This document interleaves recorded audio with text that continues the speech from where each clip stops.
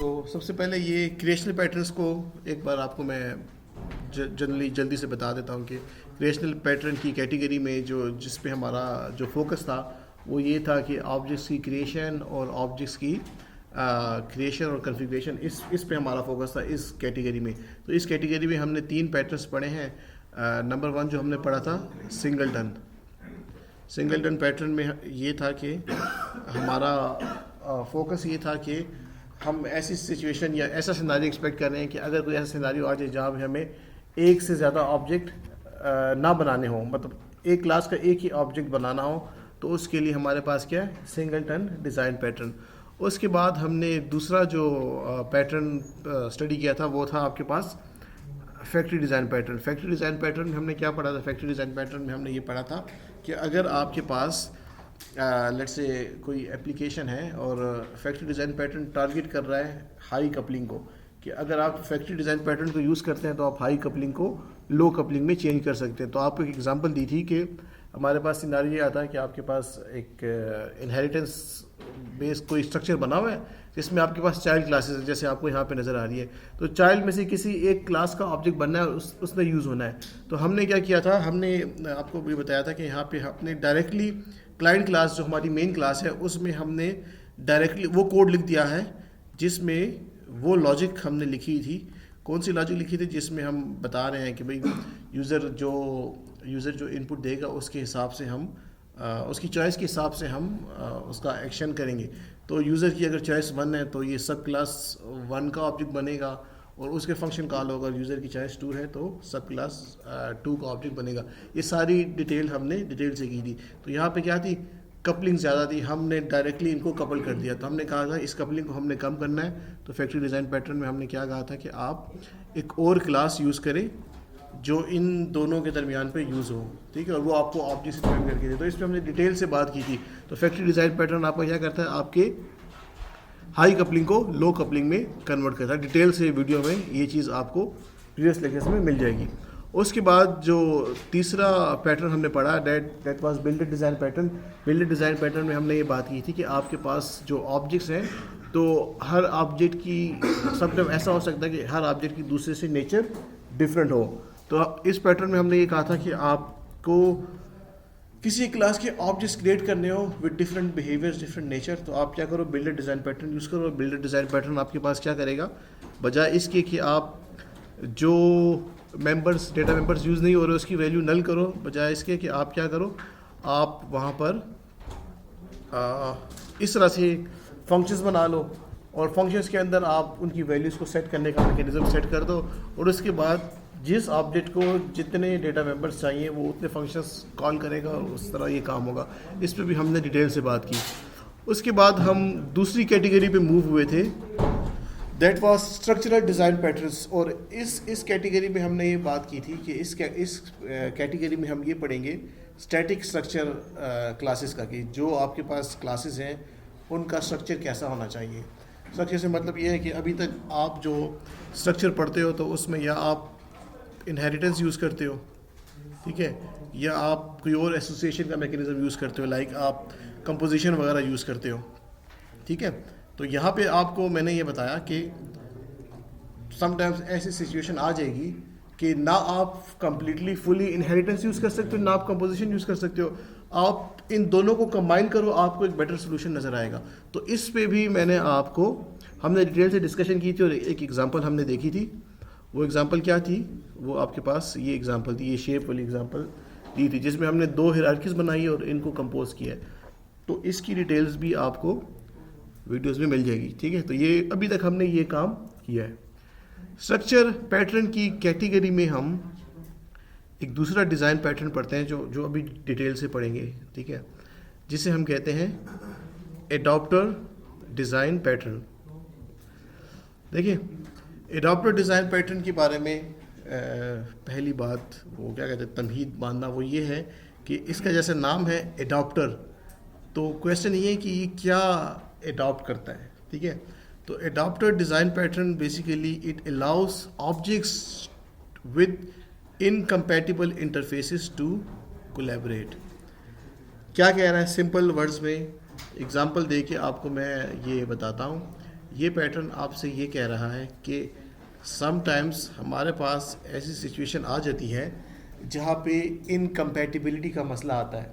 दो क्लासेस हैं, वो आपस में अगर कम्युनिकेट करना चाह रही हैं तो इंटरफेसेस का मसला है। तो हम क्या करें? तो एग्जांपल ऐसी है कि लेट से आपके पास एक एप्लीकेशन है, ठीक है, जो आपको यहाँ पे नज़र आ रही है। ये एप्लीकेशन जो हमने बनाई, तो हमने इस तरह बनाई कि जब इस एप्लीकेशन को किसी दूसरे सोर्स से डेटा लेना हो तो वो डेटा लेता है XML फॉर्मेट में, ठीक है। XML का पता है तो ठीक है, नहीं पता तो तब भी ठीक है। पैटर्न को हम समझने के लिए बस XML एक फॉर्म है जिसमें हम डेटा एप्लीकेशंस के दरमियान या कंपोनेंट्स के दरमियान शेयर करते हैं, XML फॉर्मेट में और JSON फॉर्मेट में। सिनेरियो यहाँ पर ये है कि ये एप्लीकेशन जो हमने लिखी वो लिखी इस तरीके से है कि ये XML में डेटा लेती है, ठीक है। डेटा एक्सचेंज जिसमें होता है थ्रू XML। हम ये जैसे आपको ये सोर्स नज़र आ रहा है स्टॉक डेटा प्रोवाइडर, ये आप समझे कोई दूसरा सोर्स है, कोई दूसरी एप्लीकेशन है, यहाँ से हम डेटा ले रहे हैं और हमें डेटा मिलता है XML में। अच्छा, अब चूंकि हमारी एप्लीकेशन जो बनी है XML में है और अब मुझे एक दूसरे सोर्स से डेटा चाहिए, और वो सोर्स ये है, लेट्स से कोई भी एक लाइब्रेरी है, एनालिटिक्स की कोई भी लाइब्रेरी है।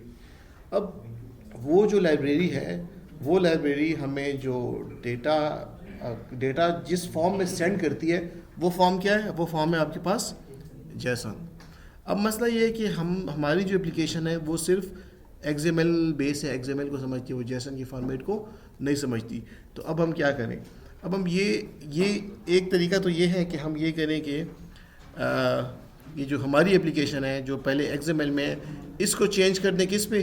JSON पे। एक तरीका तो ये है, ठीक है। और कोई तरीका नहीं है। दूसरा तरीका एनालिटिक्स लाइब्रेरी है, वो तो किसी और की बनाई हुई है, उसमें तो हम चेंजेस नहीं कर सकते सॉरी, उसमें तो हम चेंजेस नहीं कर सकते।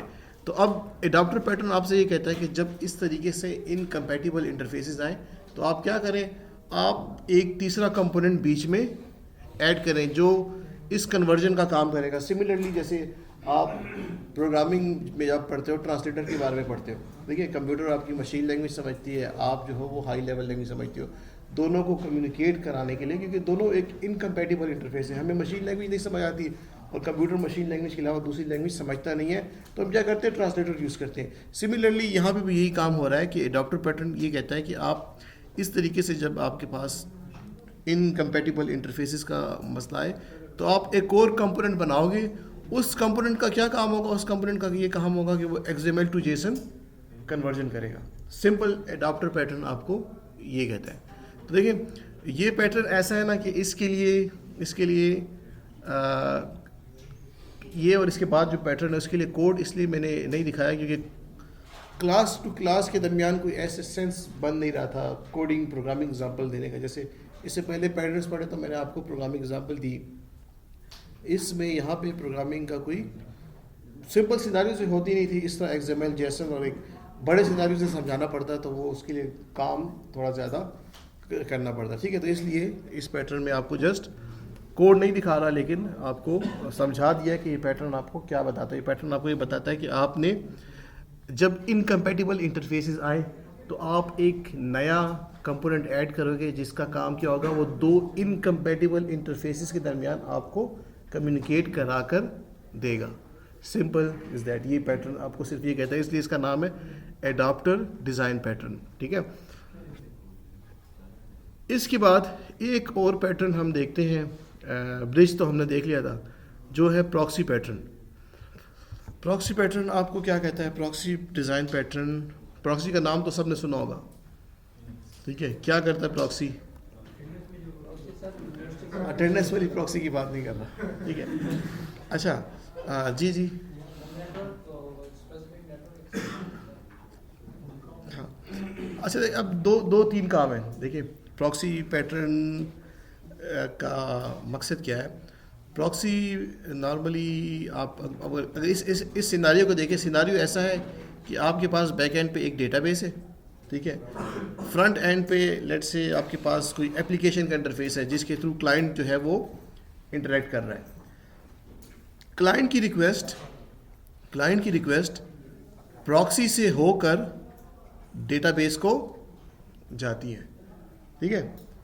फिर डेटाबेस से जब रिस्पांस आता है लेट्स से, तो वो भी इस प्रॉक्सी से होकर क्लाइंट्स को मिलता है। अब इस प्रॉक्सी को बीच में क्यों यूज़ किया, प्रॉक्सी का मकसद क्या है? तो प्रॉक्सी को हम डिफरेंट पर्पसेस के लिए देख सकते हैं। एक पर्पस प्रॉक्सी का ये है कि हमने ये यूज़ किया for the sake of security, ठीक है। फायरवॉल इसे कंसिडर कर दें, ठीक है, कि जितना डेटा भी क्लाइंट से जितनी रिक्वेस्ट आ रही हैं हमारे डेटाबेस को, वो एक प्रॉक्सी से गुजर कर आ रही हैं। और प्रॉक्सी में हम लेट्स से हमने कुछ चेक लगाया हुआ है, ठीक है, कि ये जो इन्फॉर्मेशन आ रही है ये मल्टीपल सोर्सेज से आ रही है या एक कंप्यूटर पे किसी ने स्क्रिप्ट लगाया हुआ है और वो रैंडमली डेटा जनरेट कर रहा है, ठीक है। तो इस तरह से क्या होता है, डिनाइल ऑफ सर्विस अटैक, मतलब ज़्यादा लोड अगर लेट्स से मैं एक स्क्रिप्ट लगा के किसी साइट पे वो कर दूं तो वो रैंडमली डेटा जनरेट करेगा, वो इतनी स्पीड से, चूँकि कंप्यूटर है, वो डेटा जनरेट करेगा और वो जो आपकी एप्लीकेशन है वो रिस्पांस नहीं कर सकेगी, तो एप्लीकेशन क्या हो जाएगी, मतलब क्रैश हो जाएगी। क्रैश होना इन द सेंस कि उसे कहते हैं डिनाइल ऑफ सर्विस, कि वो जो सर्विस है वो आपको अब नहीं देगी, डॉस अटैक इसे कहते हैं, ठीक है। एक काम प्रॉक्सी का ये है।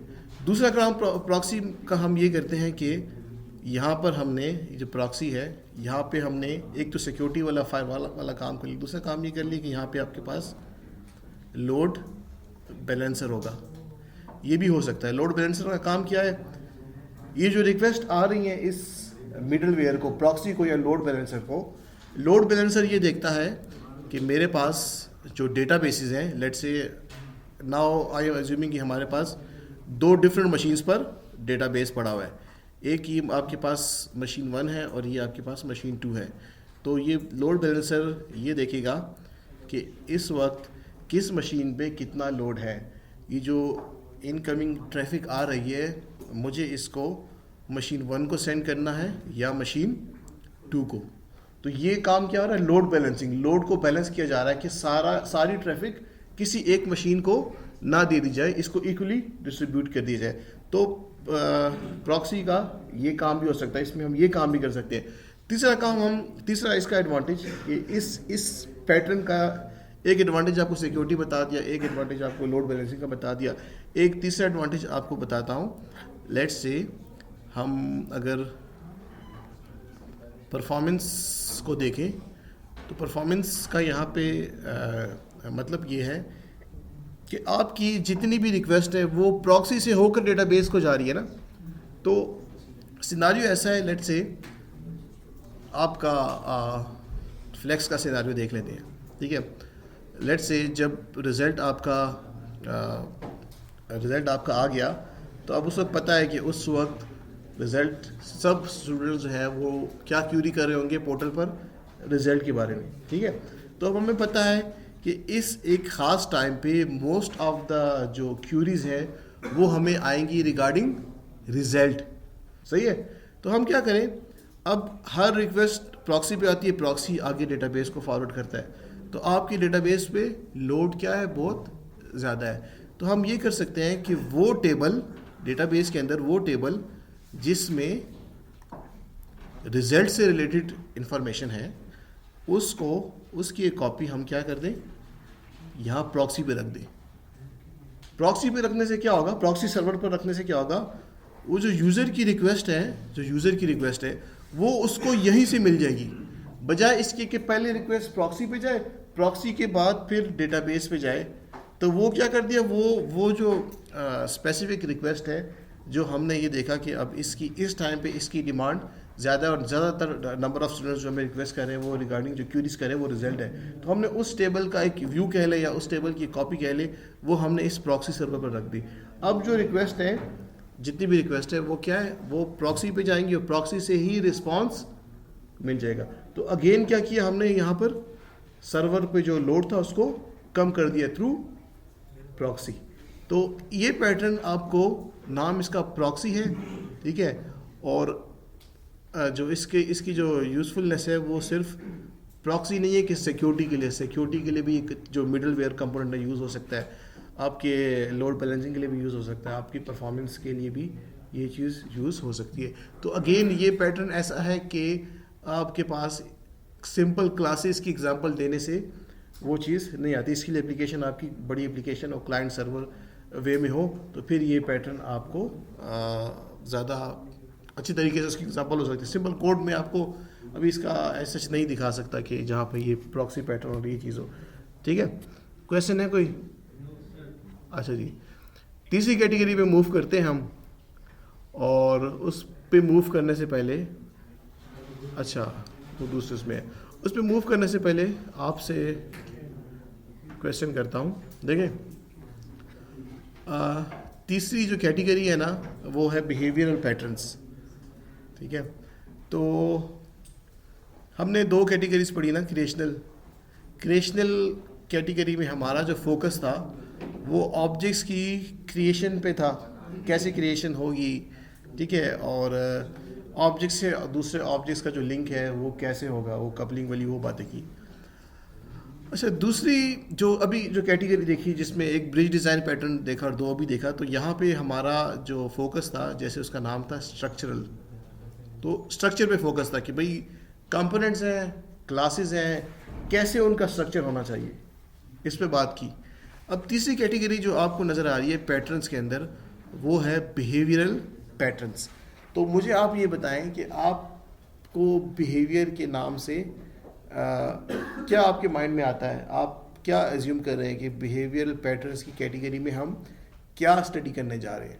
बिहेवियर को लेके आपके माइंड में क्या आता है? स्टैटिक स्ट्रक्चर में हमने क्या देखा, क्लासेस का स्ट्रक्चर। ठीक है, क्रिएशनल में ऑब्जेक्ट्स वगैरह कैसे क्रिएट होंगे, उनका इंटरेक्शन। बिहेवियर में हम किस चीज़ में इंटरेस्टेड होंगे, क्या किन चीज़ का इंटरेक्शन देखेंगे, क्या कुछ बता सकता है? हाँ, फंक्शंस का देखिए, फंक्शंस का जो वर्ड यूज़ किया वो ये है कि इस पैटर्न में हम ये देखेंगे कि ये आपके पास क्लासेस हैं। ठीक है, और आपको पता है कि हर क्लासेस के अंदर कुछ बिहेवियर होता है। ठीक है, बिहेवियर से क्या मतलब, लेट से कुछ फंक्शंस होते हैं, सही है। अब हम ये देखेंगे कि कैसे क्लास 1 का क्लास 2 के साथ इंटरेक्शन हो रहा है, क्लास 2 का क्लास 3 के साथ हो रहा है। पहले भी यही इंटरेक्शन देखे, लेकिन वो स्टैटिक था, उसमें हमें बिहेवियर का पता नहीं चल रहा था। अब हम जो इस पैटर्न के अंदर बात करेंगे वो हम टोटली बात करेंगे बिहेवियर के ऊपर। ठीक है, तो पहला पैटर्न मैं आपको यहाँ पे बताता हूँ जिसका जो काम है वो बिहेवियर के साथ है। तो पहला पैटर्न आप काफ़ी इंपॉर्टेंट पैटर्न है, और इस पैटर्न में जो चीज़ अभी हम देखेंगे, पहले भी ये चीज़ थोड़ी सी हम देख चुके हैं। तो पहला जो पैटर्न है जो कि बिहेवियर कैटेगरी में, वो है स्ट्रेटेजी डिज़ाइन पैटर्न। हम पढ़ रहे हैं इसलिए पहला है। ठीक है, तो स्ट्रेटेजी डिज़ाइन पैटर्न के बारे में पहले कुछ दो बातें हैं वो आपको बताता हूँ, और उसके बाद फिर मैं एग्जांपल के साथ पूरा आपको ये चीज़ समझाता हूँ। ठीक है, देखें, दो बातें लिखी, अभी शायद ये डायरेक्ट पढ़ने से समझ ना आए, लेकिन जब by the end of this pattern आपको ये दो स्टेटमेंट समझ आ जाएंगी। पहली चीज़ याद रखिए कि इस पैटर्न में एक बात लिखी है कि it defines a family of algorithms. तो अभी आपने ये देखना है कि फैमिली ऑफ एल्गोरिथम से क्या मतलब है। Encapsulates each one and make them interchangeable. ठीक है, अभी बताता हूँ कि इसका क्या मतलब है। दूसरा ये है कि this is really helpful if you have many possible variations of an algorithm. तो अभी के लिए आप एल्गोरिथम, अभी के लिए ना बल्कि एक्चुअली ऐसा है, एल्गोरिथम से यहाँ पर मतलब क्या है इसको पहले देखें। ठीक है, एल्गोरिथम क्या होता है, एल्गोरिथम क्या होता है, उसमें कुछ स्टेप्स होते हैं। तो आपको मैं एल्गोरिथम बता रहा हूँ, बैक एंड पर उसके लिए कोई प्रोग्राम है। ठीक है, तो आपके पास एक क्लास है, इस क्लास के अंदर ये क्लास कोई फंक्शनैलिटी हमें दे रही है, ऐसा ही है, इस क्लास के अंदर कोई फंक्शनैलिटी है ना, तो वो फंक्शनैलिटी क्या है, उसको ये एल्गोरिथम कह रहे हैं। उस क्लास को यहाँ पे एक एल्गोरिथम का नाम दिया। तो जो भी एल्गोरिथम, अब हम जो ऊपर पढ़े object oriented programming, object oriented design, तो जो एल्गोरिथम है वो किसी क्लास के अंदर होगा। तो हम एल्गोरिथम का या क्लास का है, यहाँ पर एक ही मतलब है। अभी पैटर्न के बारे में कुछ नहीं बताया, वो अभी बताता हूँ। ये पैटर्न बेसिकली देखिए करता क्या है, इसकी एग्जांपल को देखते हैं। देखें, आपके पास इस पैटर्न का जो ताल्लुक है ना वो इनहेरिटेंस और उस हायरार्की से है। आपके पास सिचुएशन ऐसी है, एग्जांपल ऐसी है कि आप एक इंफॉर्मेशन सिस्टम बनाने जा रहे हैं। किसका इंफॉर्मेशन सिस्टम? डक का इंफॉर्मेशन सिस्टम, ठीक है। अच्छा, डक की डिफरेंट टाइप्स होंगी, ठीक है। और आपके पास यहाँ पे अगर आप मेथड्स देखें, बिहेवियर देखें, ठीक है, तो बिहेवियर में आपके पास क्या है, डक का जो बिहेवियर है उसमें आपके पास क्या है, एक जो पहला बिहेवियर है वो क्वैक, क्वैक मीन्स उसकी जो वो वॉइस होती है वो जैसे वो बोलती है, ठीक है। अच्छा, दूसरा बिहेवियर जो है वो है स्विम का, डक कैन स्विम। तीसरा बिहेवियर है फ्लाई का, सही। चौथा बिहेवियर है डिस्प्ले का, ठीक है। यहाँ पे डिस्प्ले से मतलब ये है कि डिस्प्ले का एक फंक्शन होता है हर क्लास के अंदर, इसको जब हम कॉल करते हैं तो कुछ इन्फॉर्मेशन हमें वो डिस्प्ले करता है, ठीक है। क्या चीज़, किसी का भी बना लें, वो इशू नहीं, एग्जाम्पल हम समझते हैं, ठीक है। आपसे भी पूछता हूँ कि ये फ्लाई कर सकती है, स्विम कर सकती है कि नहीं, ठीक है, उस पर बाद में आते हैं। अच्छा, यहाँ पे देखें, मुझे ये स्ट्रक्चर जब बनाना होगा तो अप्रोच क्या होगी मेरी आपकी, हम जो काम करते हैं, आपने एक पेरेंट क्लास बनाई डक के नाम से, और जितनी टाइप ऑफ डक्स आती जाएंगी, जैसे यहाँ पे कुछ नाम लिखे हुए हैं, रेड हेड डक और मैलेट डक, आप इसको हिरार्की में लाते जाओगे, ऐसा ही है ना। अच्छा जी, अब चूंकि हम इनहेरिटेंस यूज़ कर रहे हैं, और इनहेरिटेंस जब हम यूज़ कर रहे हैं तो फिर वही बात कि एक प्रॉब्लम आती है कि आपके पास अगर लिस्ट ऑफ सब्स्टिट्यूशन प्रिंसिपल जो भी आगे दोबारा आएगा, अगर आप उसको फॉलो नहीं करते तो फिर क्या होता है, आपको इनहेरिटेंस का स्ट्रक्चर को तोड़ना पड़ता है, इनहेरिटेंस के स्ट्रक्चर में मेजर चेंजेस करनी पड़ती है। यहाँ पे मैंने ये लिखा कि अगर हमारे पास एक ऐसी डक आ रही है, जैसे यहाँ पे दो डक्स आ रही हैं, एक है रबर डक, एक है वुडन डक, ठीक है। अब आप देखें इन दोनों का जो बिहेवियर है वो एक दूसरे से क्या है, डिफरेंट है। डिफरेंट इस तरह से है कि अब अगर वुडन डक के मुझे फीचर्स ऐड करने हो तो ना वो फ्लाई कर सकती है और ना वो कोई साउंड वगैरह प्रोड्यूस कर सकती है, ऐसा ही है। लेकिन वो जो रबर डक है फ्लाई नहीं कर सकती, लेकिन उसको अगर वो जो खिलौना जो है उस अगर ऐसे करे टाई से तो आवाज़ कुछ आ जाएगी, ठीक है। यहाँ तक क्लियर है। अब देखें, अगर हमने इस तरीके से इनहेरिटेंस यूज़ की है, अब यहाँ पर जाकर हमारे पास क्या होगा, लिस्ट ऑफ सब्स्टिट्यूशन प्रिंसिपल की वायलेशन होगी। लिस्ट ऑफ सब्स्टिट्यूशन प्रिंसिपल की वायलेशन कैसे होगी, या लिस्ट ऑफ सब्स्टिट्यूशन प्रिंसिपल हमें बताता क्या है, कोई बता दे अगर किसी को याद है। लिस्ट ऑफ सब्स्टिट्यूशन प्रिंसिपल में हमने क्या देखा था, क्या पढ़ा था।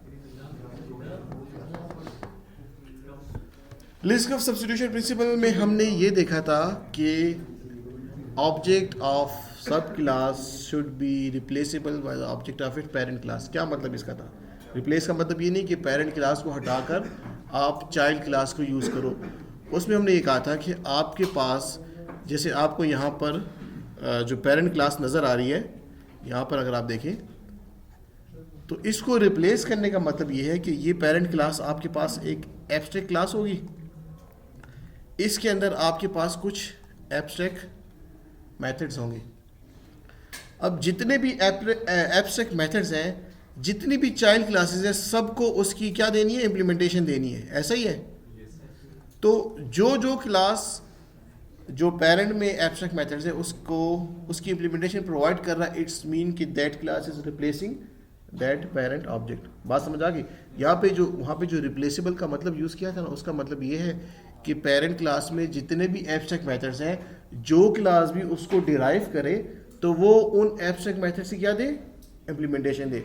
अगर वो इम्प्लीमेंटेशन दे रहा है, अगर दे रही है वो क्लास, तो इट्स मीन कि यहाँ पर लिस्ट ऑफ सब्स्टिट्यूशन प्रिंसिपल की वायलेशन नहीं हुई, हमने चाइल्ड क्लासेस को कम्प्लीटली रिप्लेस कर दिया पेरेंट क्लासेस से। यहाँ पे इसका ये मतलब था। अच्छा, अब आपको जो सिनारियो बताया, तो इस सिनारियो में मसला ये है कि अगर हम ये वाले फ्लाई वाले बिहेवियर को देखें, तो अगर हमने ये जो पहले दो डक्स जो थी जब हमने हायरार्की में ऐड की, मैलेट डक और रेड हेड डक, ये आप समझें कि एक्चुअली डक है, ये फ्लाई कर सकती है। लेकिन इसके बाद अगर ये दो डक्स हमने ऐड की, वुडन डक और रबर डक, तो ये इनके बिहेवियर में ये फ्लाई वाला सीन नहीं है। तो अब क्या करेंगे, इनहेरिटेंस की हायरार्की को तोड़ेंगे, तो फिर वो लिस्ट ऑफ सब्स्टिट्यूशन प्रिंसिपल की क्या होगी, वायलेशन होगी। तो सोल्यूशन क्या है, सोल्यूशन स्ट्रेटजी डिज़ाइन पैटर्न आपको ये कहता है कि आपके पास जब इस तरीके से बिहेवियर हो तो आप बिहेवियर को अलग से एक क्लास में इनकैप्सुलेट कर दो। बात समझ आ गई? अब आप देखें, इनहेरिटेंस भी यूज़ किए यहाँ पे, नीचे आपको नज़र आ रहा है, लेकिन ये जो बिहेवियर है ना, बिहेवियर वो अलग से कुछ क्लासेस में है। क्वैक बिहेवियर इस क्लास में है, फ्लाई बिहेवियर इस क्लास में है। अब ये जो डिराइव क्लासेस हैं, इसमें से जिन क्लासेस को ये बिहेवियर चाहिए वो खुद को इसके साथ एसोसिएट कर सकते हैं कि नहीं? कंपोज कर सकते हैं, एसोसिएट कर सकते हैं कि नहीं? कैसे कर सकते हैं एसोसिएट? एसोसिएशन कैसे करेंगे? क्या? ऑब्जेक्ट बनाकर उस क्लास के साथ एसोसिएट कर सकते हैं कि नहीं? हमें एक क्लास है और मुझे दूसरी क्लास से किसी फंक्शन को यूज़ करना है, कैसे यूज़ करता हूँ? उसका ऑब्जेक्ट बनाकर मैं उसको यूज़ कर रहा हूँ। तो ये बिहेवियर स्ट्रेटजी डिज़ाइन पैटर्न आपको ये कहता है कि आपके पास जो बिहेवियर्स, ठीक है, वो आप अलग से क्लासेस में रखो, ठीक है, और जिस क्लास को चाहिए वो खुद को उसके साथ एसोसिएट कर देगा। यहाँ पे एक और चीज़ आती है, डोंट नो कि आपने ये पहले सुना है कि नहीं ये वर्ड, अगर नहीं सुना तो अभी देख लें। कौन सा? अच्छा, यहाँ पे देखिए, ऑब्जेक्ट मॉर्फिंग का सुना है वर्ड पहले? ऑब्जेक्ट मॉर्फिंग आपने पहले नहीं सुना? अच्छा जी, देखिए यहाँ पे कंसेप्ट है ऑब्जेक्ट मॉर्फिंग का। ऑब्जेक्ट मॉर्फिंग कहते हैं when an object wants to change its behaviour. इस चीज़ को याद रखिए, ऑब्जेक्ट मॉर्फिंग को। स्लाइड में कहीं नहीं लिखा, यहाँ पे लिखा हुआ है। जब कोई ऑब्जेक्ट अपना बिहेवियर चेंज करना चाहे तो उसे कहते हैं ऑब्जेक्ट मॉर्फिंग।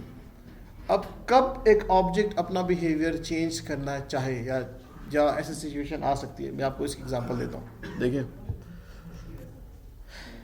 मैं दे दूँगा।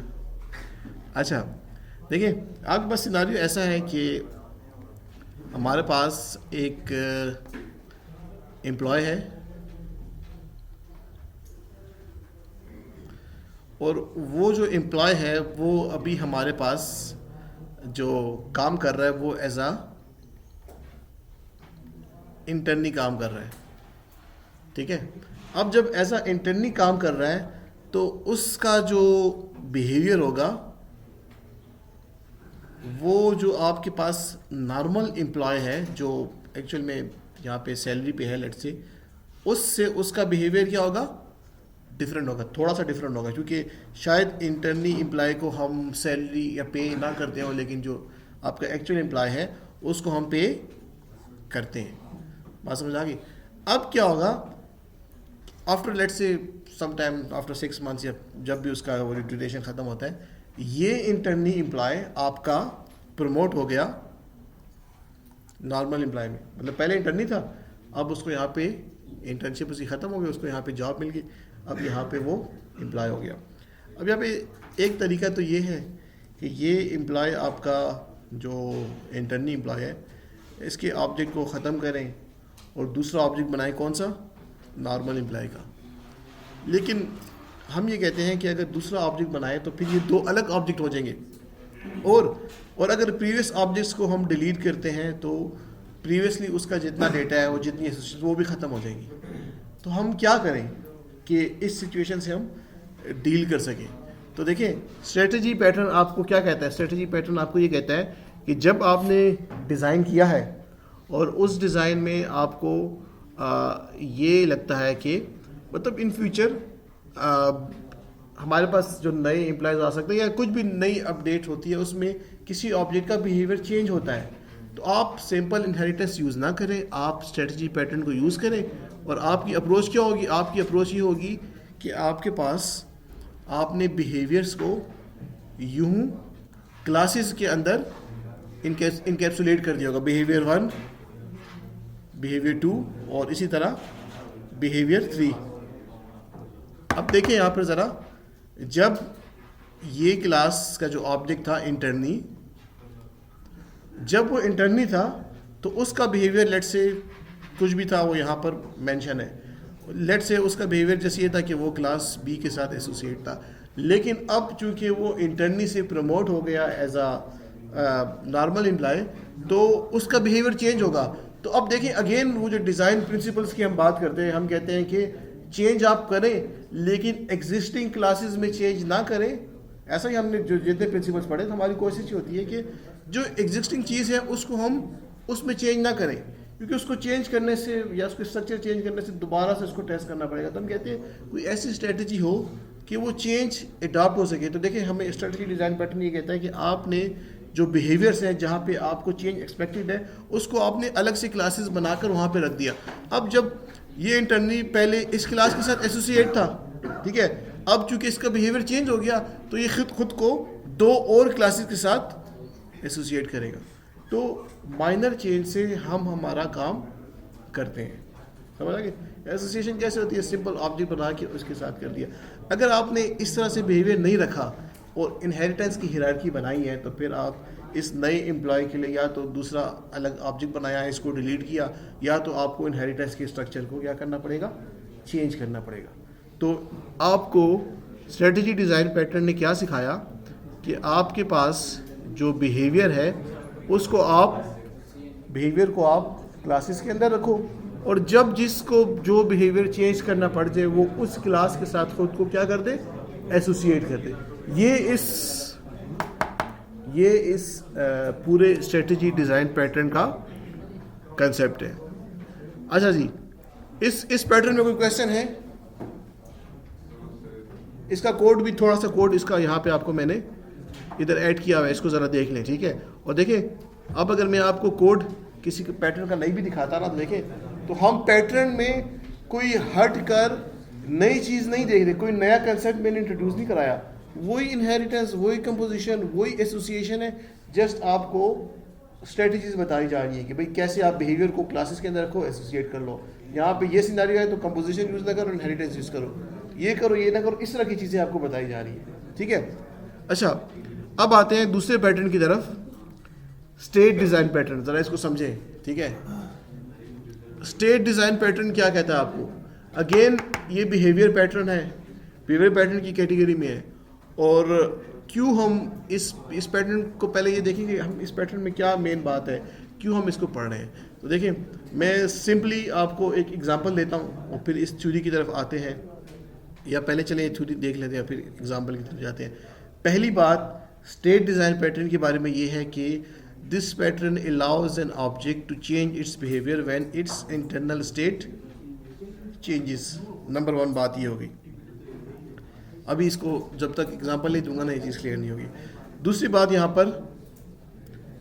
यहाँ पर ये कि this patterns allows to define state specific behaviours in separate classes. ये बात आपको याद रखनी है।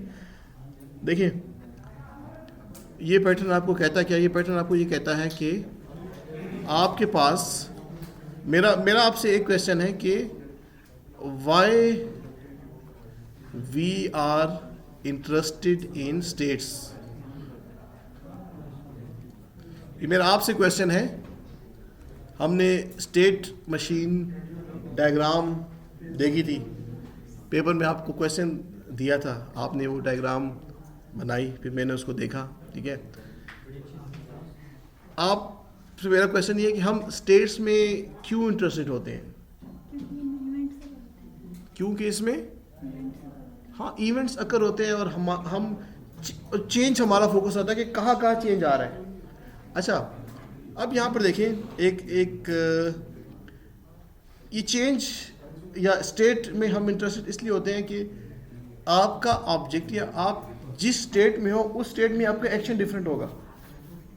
अगर आप स्टेट 1 में हो तो मेरा एक्शन कुछ और होगा, अगर आप स्टेट 2 में हो तो मेरा एक्शन कुछ और होगा, ठीक है। बात समझ आ गई? इसका मतलब ये है कि अगर आप लेट से जूनियर स्टूडेंट हो, आप स्टेट 1 में हो, ठीक है, तो आपको बहुत डिटेल से ये चीज़ समझाई जाएगी।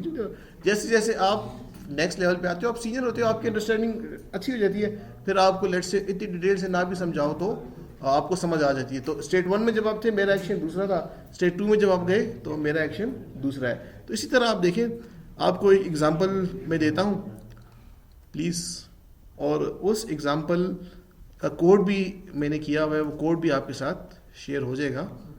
आप पहले उस एग्ज़ाम्पल को समझ लें। देखिए एग्ज़ाम्पल है ऑनलाइन शॉपिंग सिस्टम की। ऑनलाइन शॉपिंग सिस्टम में सिनेरियो ये है कि आप यूज़र ने कुछ ऑर्डर प्लेस किया, आपने as a user as a customer कोई ऑर्डर प्लेस किया। ऑर्डर प्लेस करने के बाद आप क्या करते हो, आप ऑर्डर को कैंसिल करना चाहते हो, ठीक है।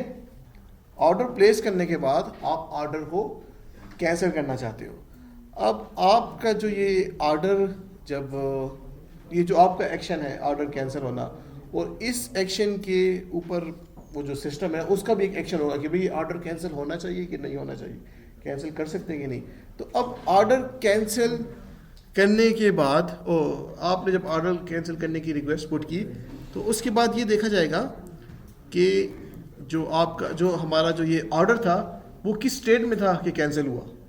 तो होगा ऐसा कि हमारे पास जो ये जो स्टेट का पैटर्न है, इसका स्ट्रक्चर कैसा होगा। आपके पास लेट्स से बहुत सी स्टेट्स हैं, तो हम क्या करेंगे, हम एक उसी तरह इनहेरिटेंस की तरह एक पेरेंट क्लास बनाते हैं, और फिर जितनी भी स्टेट्स हैं उसको यहाँ पे हम नीचे क्लासेस में ले जाते हैं।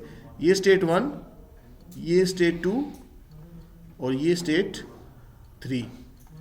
अब आप देखिए स्टेट 1 पे अगर ऑर्डर है तो मेरा एक्शन कुछ और होगा। स्टेट 2 पे अगर मेरा ये ऑर्डर है तो एक्शन मेरा कुछ और होगा। स्टेट 3 पे मेरा एक्शन कुछ और होगा। अब ये स्टेट्स में क्या होगा, लेट्स से अगर ऑर्डर प्लेस करने के फ़ौरन बाद विद इन आवर कह लें, उसने ऑर्डर कैंसिल किया, तो भी 1 घंटे तक मैं कहता हूँ कि पहले फर्स्ट आवर तक जो ऑर्डर था वो स्टेट 1 में था। स्टेट 1 को मैं कह रहा हूँ लेट्स से इनिशियल स्टेट। ये वो स्टेट है कि अभी तक हमने वेयर हाउस से उस आइटम को जिसका ऑर्डर किया उसको डिस्पैच नहीं किया, तो ये किस में, स्टेट 1 में है।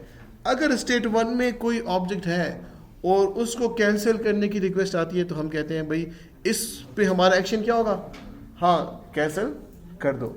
अगर हमने वेयर हाउस से एक आइटम डिस्पैच कर दिया, ठीक है, तो डिस्पैच करने के बाद वो आपके पास स्टेट नंबर 2 में चला गया। और अब लेट्स से 1 दिन बाद ऑर्डर कैंसिल करने की रिक्वेस्ट आती है, तो हम क्या करेंगे, हमारा एक्शन अब दूसरा होगा। हम ये कहेंगे कि भाई जो आपको जो रिफंड होगा उसमें से 10% डिडक्शन होगी, ये हमारा एक्शन होगा। और अगर एक ऑब्जेक्ट स्टेट 3 पर है, जब वो बिल्कुल ही मतलब आपको मिलने ही वाला है और उस वक्त कोई ऑर्डर कैंसिल करें, तो उस वक्त हम कहेंगे कि भाई इस स्टेट में आपका ऑब्जेक्ट है, अब आप ऑर्डर को कैंसिल नहीं कर सकते। तो आपको बात समझ आई कि हम स्टेट में क्यों इंटरेस्टेड है। स्टेट में इसलिए इंटरेस्टेड है कि स्टेट में लेट्स से कोई इवेंट होता है, ठीक है, और वो जो एक्शंस हमने किसी भी इवेंट पे करने होते हैं, तो हमें ये देखना होता है कि ये एक्शन की स्टेट क्या है, सॉरी ये जो इवेंट है इसकी क्या स्टेट है, ये किस स्टेट पे अगर हुआ था, ठीक है। तो स्टेट 1 में हमारा एक्शन कुछ और होगा, स्टेट 2 में हमारा एक्शन कुछ और होगा, और स्टेट 3 में हमारा एक्शन कुछ और होगा। तो इस तरह की जब आपके पास कोई सिनारियो आए जिसमें आपके पास एक प्रोसेस डिफरेंट स्टेप से, डिफरेंट स्टेट से गुजरे, तो वहाँ पे हम ये स्टेट डिज़ाइन पैटर्न यूज़ करते हैं। तो यही एग्जांपल का कोड आपको मिल जाएगा। आप वो कोड पहले खुद देखें, समझ आए तो ठीक, नहीं समझ आए तो फिर आप वो यूट्यूब पे प्लेलिस्ट है सॉफ्टवेयर डिज़ाइन प्रिंसिपल्स की, चैनल पे जाएँ, उस पर वो प्लेलिस्ट है, उसमें ये इसका कोड मैंने एक्सप्लेन किया हुआ है। तो अगर समझना चाहते हैं तो आप लोग वहाँ से उसको समझ सकते हैं। मैं आपको इसका स्ट्रक्चर बता देता हूँ कि इसका स्ट्रक्चर आपके पास कैसा है।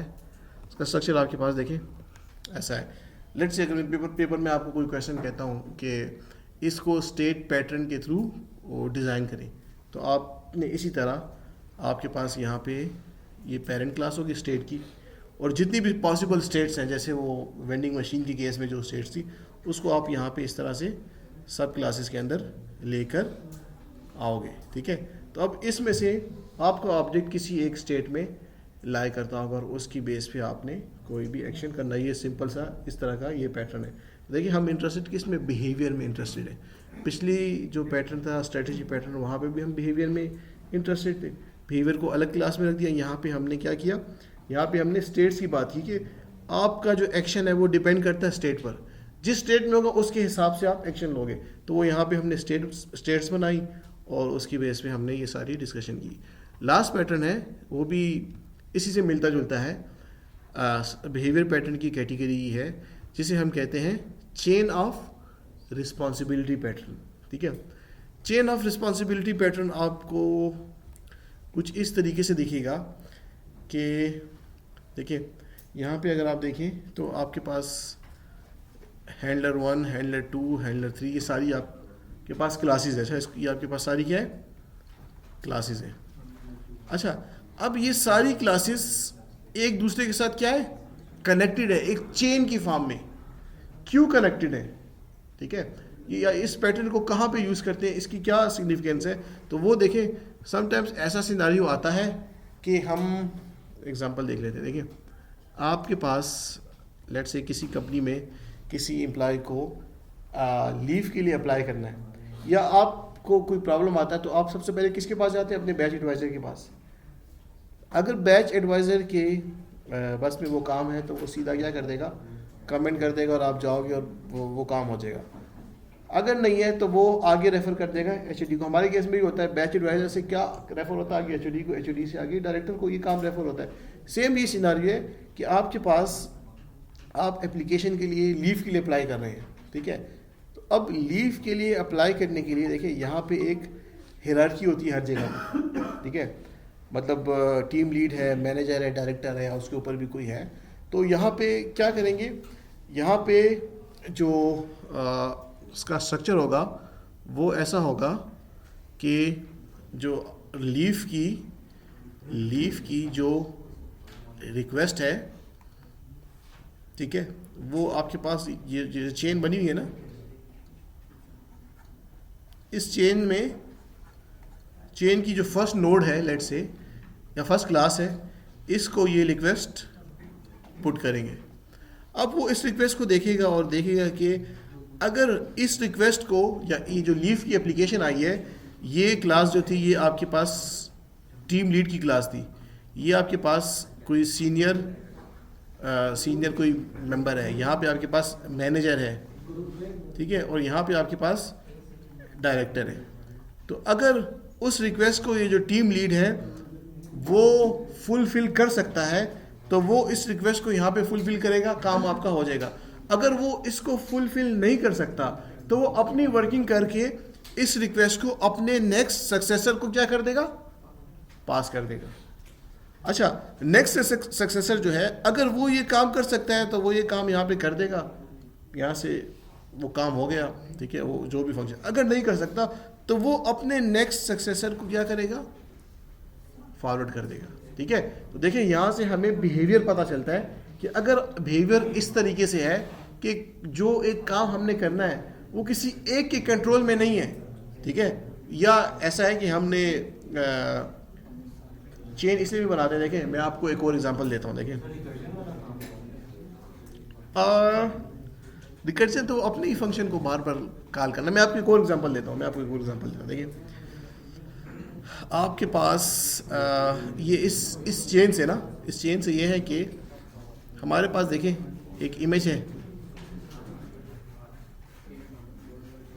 देखिए इधर देखें, इसको ज़रा समझे बिहेवियर। देखिए समटाइम्स आपकी एप्लीकेशन का बिहेवियर ऐसा होता है कि कोई एक स्पेसिफिक कंपोनेंट या क्लास उसको नहीं, सब बारी बारी अपनी प्रोसेसिंग करते हैं और आगे फॉरवर्ड कर देते हैं। तो एक इमेज है, हमने इसको प्रोसेस करना है, ठीक है।